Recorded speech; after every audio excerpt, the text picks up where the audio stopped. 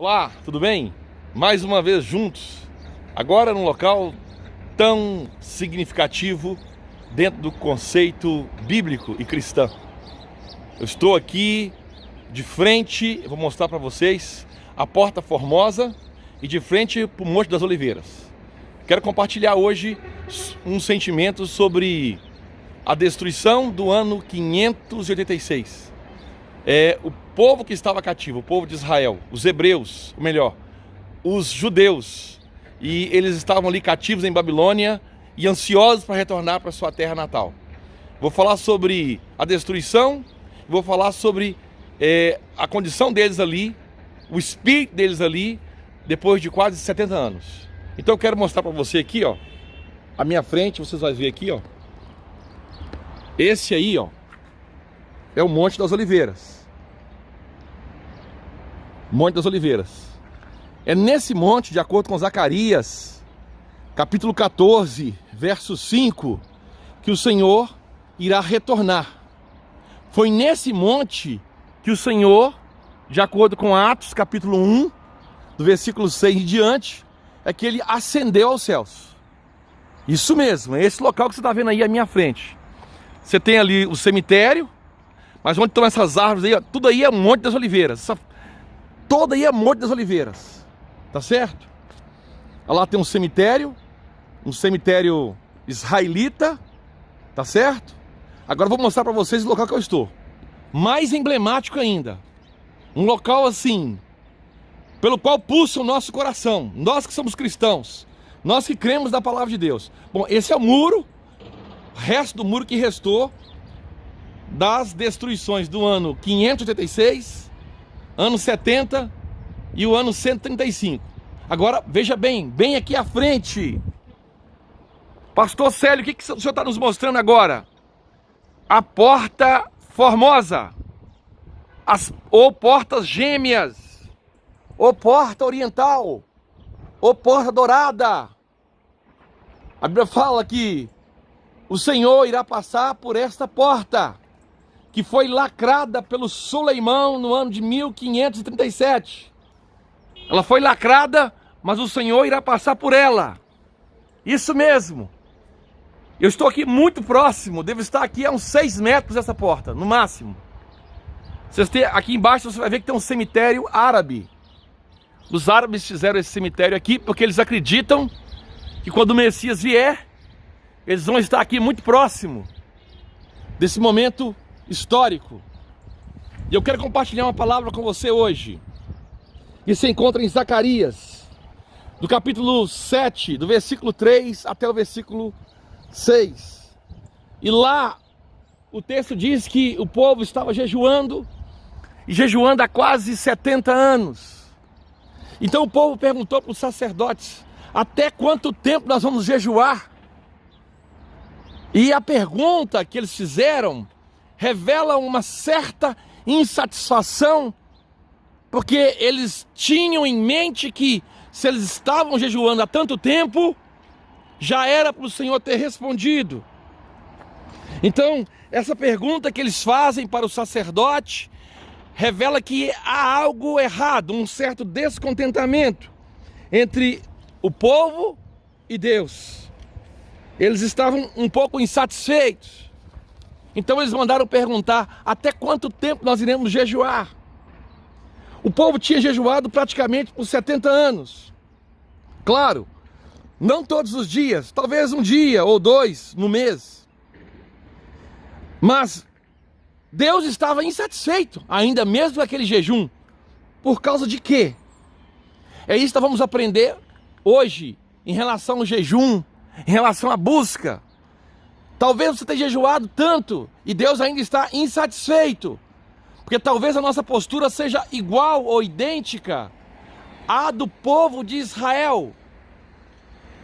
É a mesma postura, o mesmo espírito, talvez a mesma condição. Talvez a sua vida esteja desolada. O jejum, é óbvio que ele é para atrair a atenção do Senhor, para algo muito especial. No capítulo 7, versículo 5, você pode ler na sua Bíblia. Você vai ver que o Senhor pergunta se o jejum era para ele mesmo. Vós jejuais para mim mesmo ou para vós? Muito interessante essa colocação, porque o verdadeiro jejum significa uma busca para conhecer e fazer a vontade de Deus. Não é para fazer a nossa vontade, não é para torcer o braço de Deus.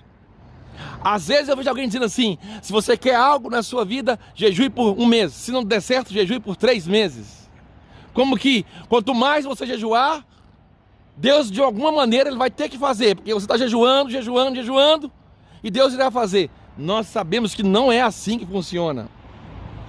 Agora, quando a gente lê esse texto de Zacarias, a gente descobre que tem algo interessante que aconteceu no 5º e no 7º mês. Você pode ler na sua Bíblia aí. Eu estou sem a Bíblia aqui para me ler, mas você pode ler no capítulo 7. Lá vai falar que era no 5º e no 7º mês. Quando nós lemos em 2 Reis, capítulo 25, verso 1, e 2 Reis, capítulo 25, do versículo 8 ao 10, vai falar que nesses dias Nabucodonosor entrou em Jerusalém e ele invadiu aquela terra, e aquela terra foi incendiada, esse local foi queimado, todas as casas foram incendiadas, o templo foi incendiado, as casas dos nobres foram queimadas, os muros foram derribados. Eu estive ali agora há pouco e vi pedras do período do ano 70, do ano 586. Claro, essas que vocês estão vendo aí são do ano 1537 depois de Cristo. Mas se você vê a fundação, tem pedras que são do período histórico, antes de Cristo. Muito interessante. Então, no 5º mês, durante o cerco de Babilônia, há 2.500 anos atrás, os israelitas passaram uma dificuldade tremenda, porque a cidade foi cercada, não tinha alimento. E segundo alguns arqueólogos, eles analisando ali as fezes, as latrinas, descobriram que os israelitas chegaram a comer capim, pasto.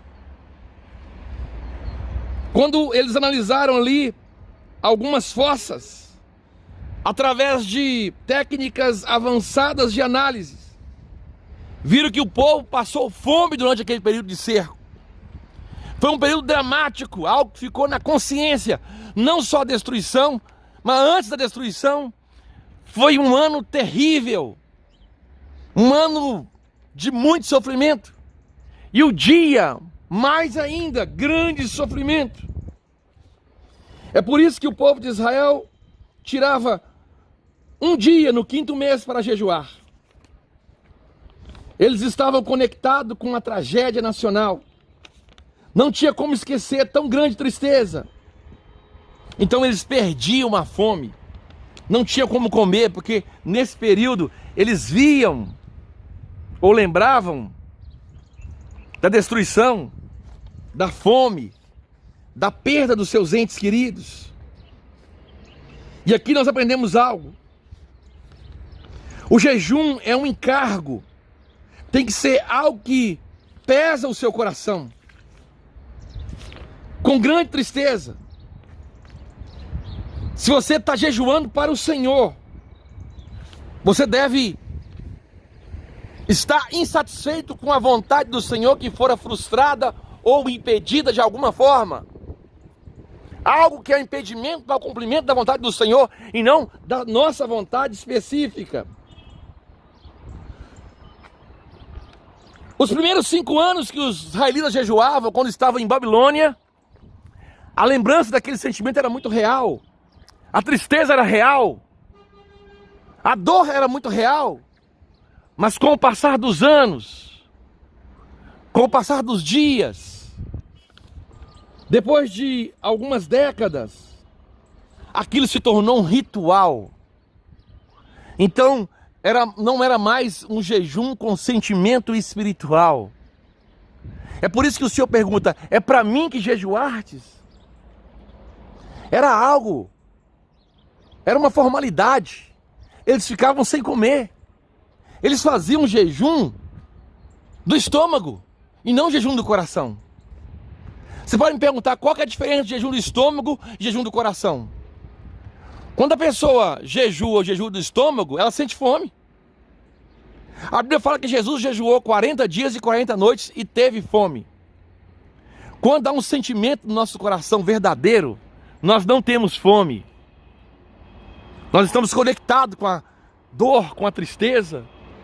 Então não tem como ter fome. Temos só tristeza.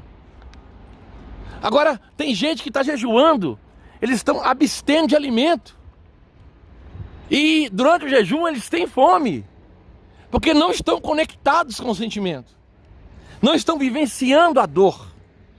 Não estão vivendo essa tristeza que tocou o coração do Senhor. Então, o Senhor perguntou, é para mim que jejuardes? Esse é o motivo da pergunta do Senhor. Como que dizendo, vocês estão fazendo tudo de forma formal. É um ritual. Eu estava dizendo um dia desse para um amigo meu, para ele entender mais ou menos. Imagine que você tem um filho e ele adoece, você soube da notícia e que ele está à beira da morte.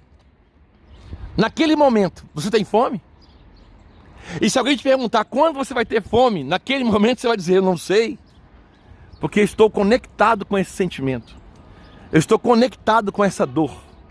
Eu estou conectado com esta tristeza. Eu estou vivenciando isso. Então, o jejum deve ser um encargo, meu amado.